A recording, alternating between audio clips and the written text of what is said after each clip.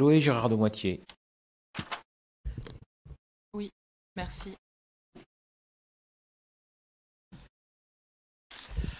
Merci. Je voulais rebondir sur l'intervention de Madame Cordier par rapport au zéro artificialisation nette. Parce qu'en effet, c'est un défi qui est posé au territoire et à l'ensemble des élus.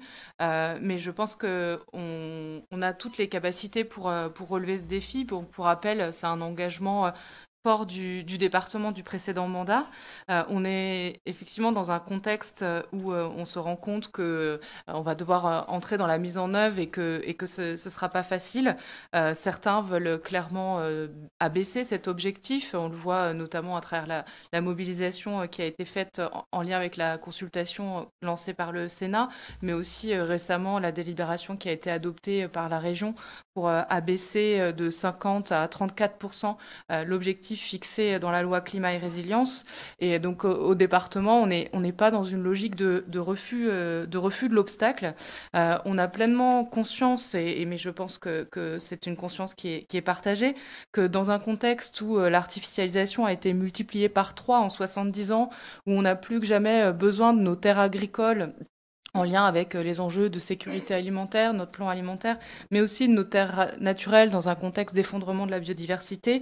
On n'a pas vraiment le choix que de s'y mettre. On a certes une pression démographique très forte, mais c'est justement ce qui nécessite de se remonter davantage les manches, parce que ça veut dire qu'on est en première ligne face à ce risque d'artificialisation des sols. Et puis, on peut voir que c'est possible, en fait. Les données sont encourageantes. La consommation des terres n'a fait que diminuer depuis 2009. Elle est passée de 1205 hectares par an entre 2004 et 2009 à 365 hectares par an sur la période 2016-2020, ce qui montre qu'on a la capacité à agir sur ces trajectoires. Et on a aussi la conviction qu'on a beaucoup d'outils et de solutions qui ne sont pas aujourd'hui pleinement utilisés. Et c'est tout le défi et toute l'ambition que se donne le département, c'est de les promouvoir et d'être en soutien des territoires.